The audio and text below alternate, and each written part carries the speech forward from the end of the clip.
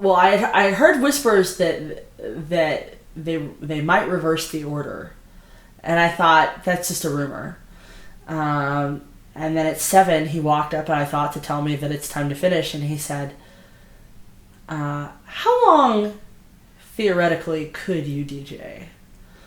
And I had been really sick. I had that terrible bronchitis that was going around all of Europe in February. I mean, like, lots of people. Prince Thomas canceled tour. Like, a lot of people were out. Really sick. And I had been really sick. But, I mean, it just seemed like such an opportunity.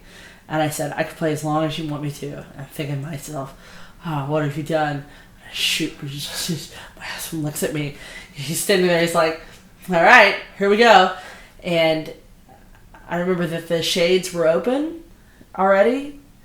And they said, okay, we're going to do something different. We're going to push everybody up. And they closed the shades. And I mean, I almost got sick to my stomach. And I remember that I put on this record called Gravitational Arch of 10 by Vaporspace, which is this amazing trance record from like 93 or something, when trance was really good. You know, when trance was techno. And I just cranked it up to about 137 beats per minute. And they turned the lights off, and I just started playing like pounding hypnotic techno, which I think was not what people were expecting. And it was absolutely one of the craziest experiences in my life. I remember there was this guy in the front that was just shrieking like he was on fire or something. You know, it was like, I played in the room many times, and it was definitely unlike any other experience I've ever had there. And it was and when it was over, it was so emotional.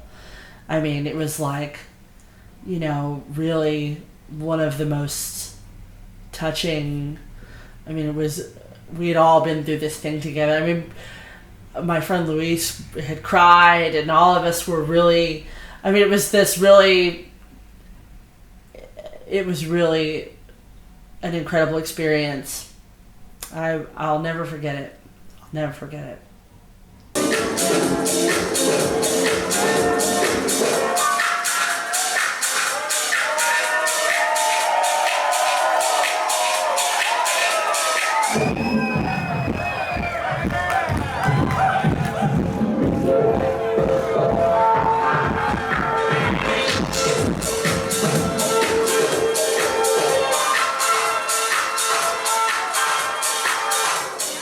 I knew something was going on when I turned around and Carrie Chandler was sitting in the booth with me. He was sitting on this little stool or something kind of next to me to my left, between me and the guy that sits in the light booth. And I turned around and my eyes got really big, and I was like, whoa, you know, that's Carrie Chandler, you know? And I mean, my hands had just stopped shaking. In the first 45 minutes I played, I was so afraid. I mean, I really just hadn't DJ'd that much in front of people in a long time. Before that, I was playing in Smart Bar fairly regularly. I was a resident, but just wasn't playing there that much. And then the year before that, before I started at Smart Bar, I don't think I had been paid to DJ for a year. I mean, I was really not doing well in my DJ career. I was copywriting. My career was over. And then to jump into this. So the first 45 minutes, my hands were just... I was having trouble holding the needle. Yeah, I was really very, very afraid. And then I turned around and I saw Carrie Chandler there, and he came up to me, I'll never forget this, and he said, I just wanted to thank you for doing this. And I said, you're welcome. I was so like, what do you... I mean, you're welcome. I mean, but right away I could tell that something very special was happening in the relationship.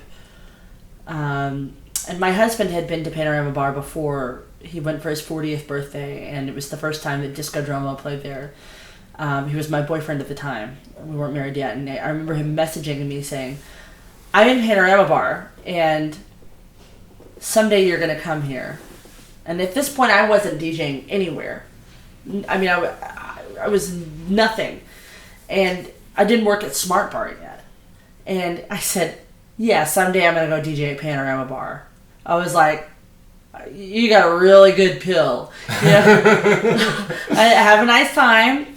Enjoy Discodromo. Never heard of them, but they sound great now. Of course, I've seen them a million times, and they're the best thing ever. And, but I said, that's great, but I strongly doubt I'll ever play there. And he said, I'll never forget this. He said, no, you're going to come here someday. This room was made for you. He was like, you're going to come here, and you're going to play here, and it's going to change your life. And he's not like this at all. He's a very... Well, but he saw something in you the others didn't know yet. He did. He's there because he knew you. He loved you. He felt like... He felt like if I could get into this place... Exactly. That everything would change. Place where but at the time it was very... I mean, I think I had one record out. I mean, it just seemed crazy. It seemed like talking about going to Mars. But then when I got there, I could hear his words echoing in my ears. Like I could... I was like, wow, he was right. So this is something is special. And the second that I got done, they invited me back. And I've been, many, many times since then. And it's been an extreme honor.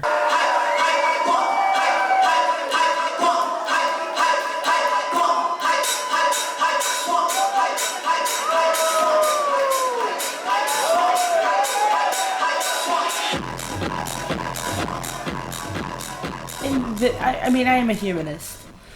For me, there's no magic trick to faith.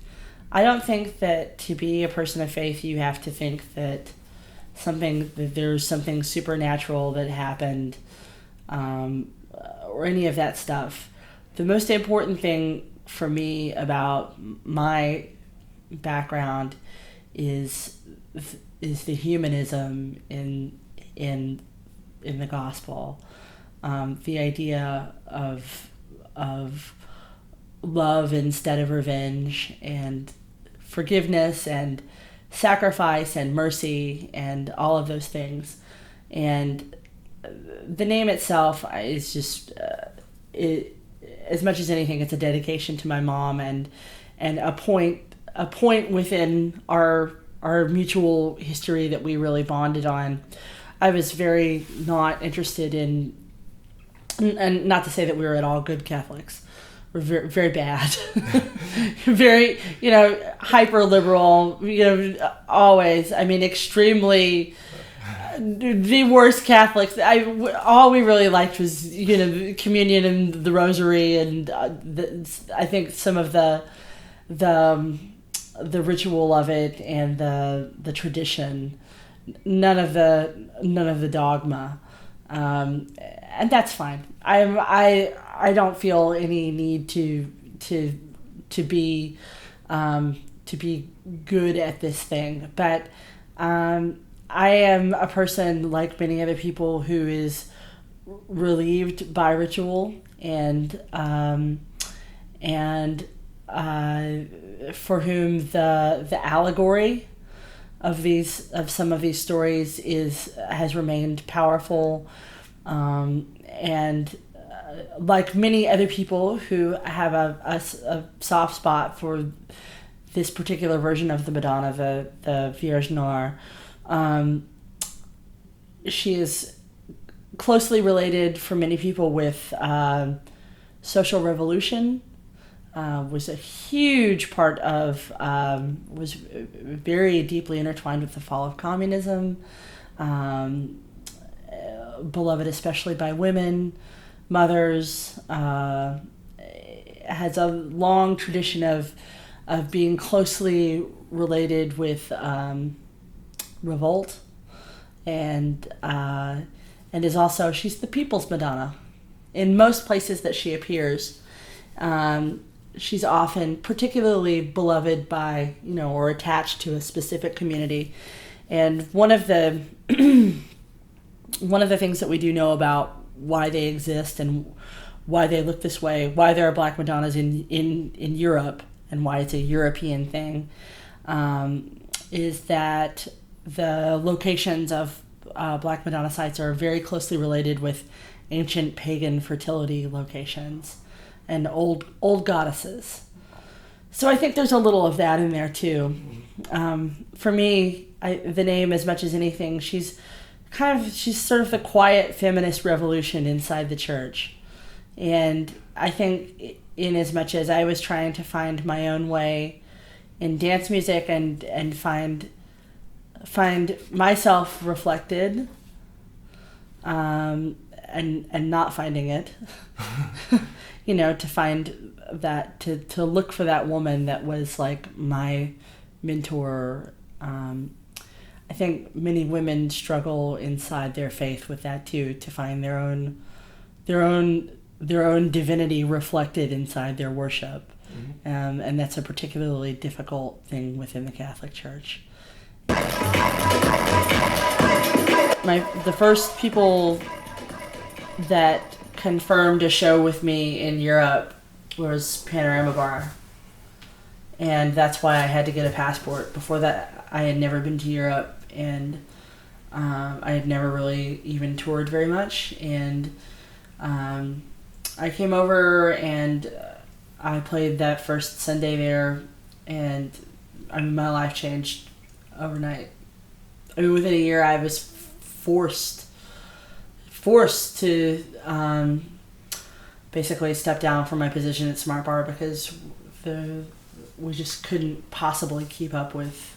It was when you were getting ill at one point? Or? Yeah, I was working 7 days a week. I was flying back on Monday morning to go to the staff meeting after playing. It was a cuckoo schedule. I used every sick day and every vacation day for an entire year to tour. So every day that I had off, that was scheduled off, I carefully allotted them to my agent, and we went through.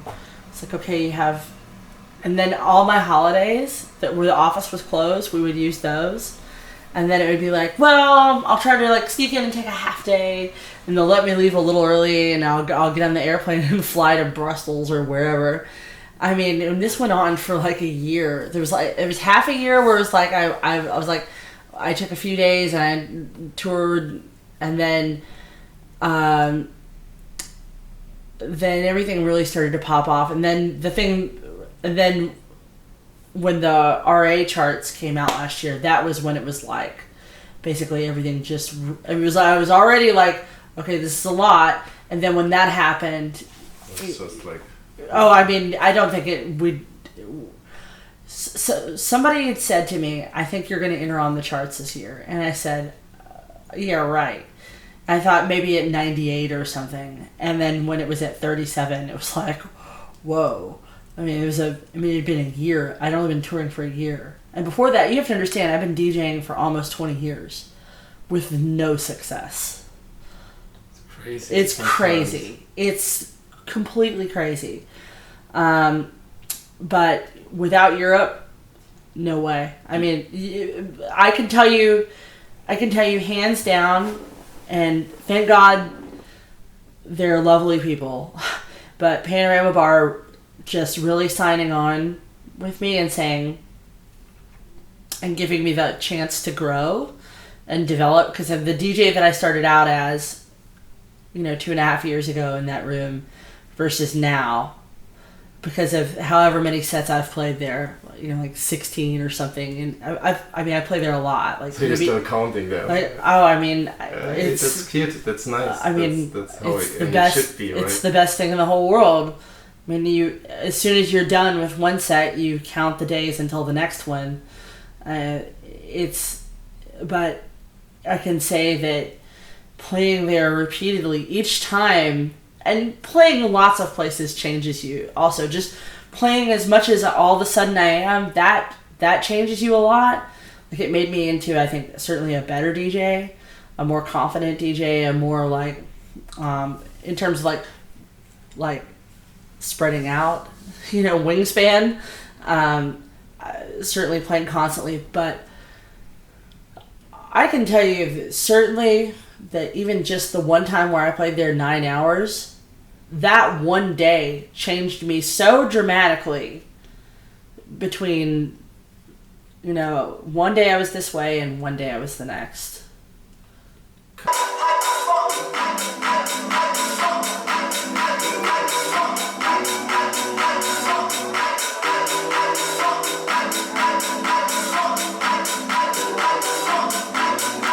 Well, somebody actually said to me, I was at Robert Johnson, and someone said to me, I feel, he was saying how, like, a lot of times I'll just play, like, really the opposite of the deep cut. I'll play Crystal Waters or something like this, and I do that all the time. I mean, I don't really have any sense of, like, there needing to be a magic trick or whatever. There's no sleight of hand. He said, he's like, I feel like you get away with it because it's like you're playing biographically, and that's true. Every set for me is some kind of version of the story of my life. The things that I care about, the ideas in dance music that I've kind of lived through and gone through. When I'm playing New Order, it's not just New Order. It's New Order is the sound of my mother's kitchen in 1987 when she started dating my stepfather. When I play the Pet Shop Boys, it's the cassette single that I had as a kid that I played until it broke and taped it back together. If I play Public Enemy, it's the first great rap record that I've ever truly loved, and it's rewinding Revolutionary Generation over and over and over again. All of those things are kind of built into my DJing. I love new music, and I chase it as frantically as anyone else, but I don't have any sense that it's more about what the records mean to me and how they're going to make me feel, and then how I'm going to make you feel. It's kind of, it's not just like you play the records and then they do what they do. There's an intermediary thing where it has to change how I feel, and then when whatever happens to me, everyone will feel it. I think as much as anyone is,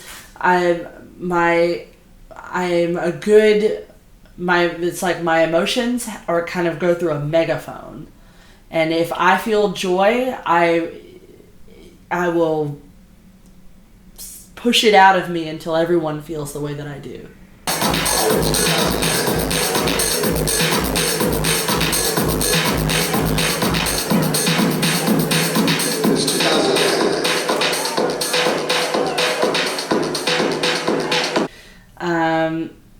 I think if anything, the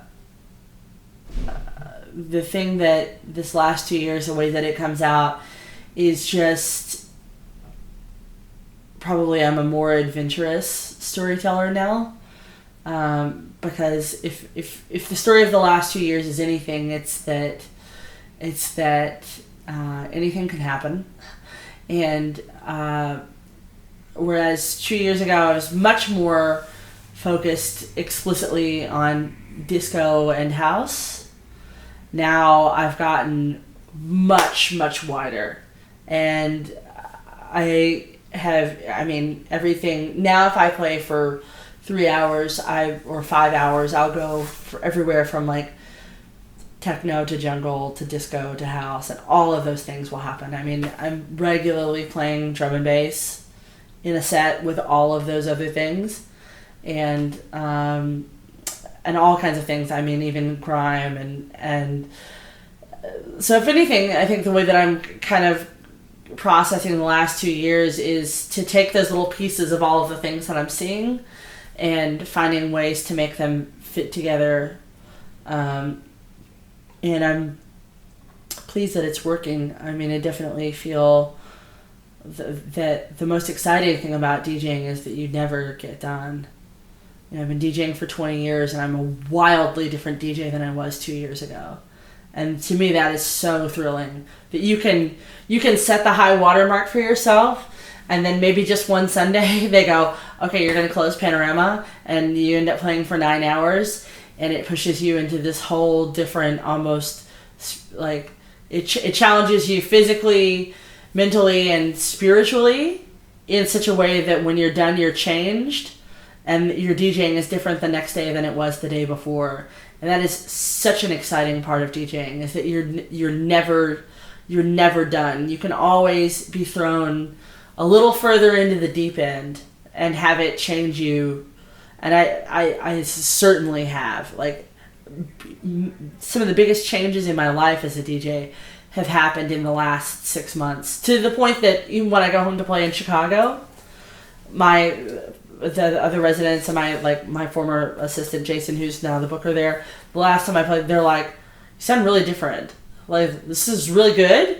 It's like, but boy, we can really tell you've been on tour. Like, you know, to where people that I played with all the time, you know, who know me like the back of their hand, would have said very explicitly, you know, this is very different, and you have changed and grown. And they're kind of the way that I measure it, because I don't see them for months at a time. You know, I play in Smart Bar 5 times a year, and when I go back and everybody says, "Damn, that was good," or "that was different," then I know that the change that I felt is, you know, it's real.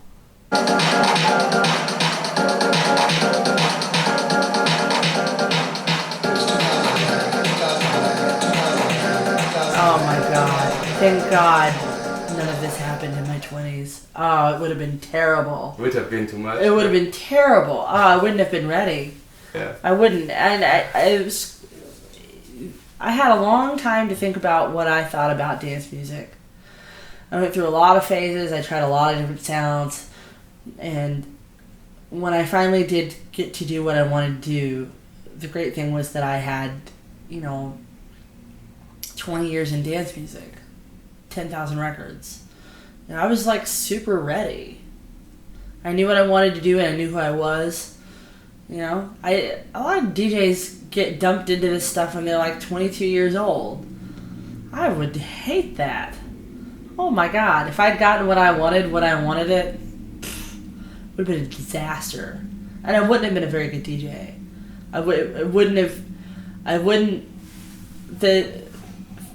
The taste of satisfaction after such a long time is so much sweeter.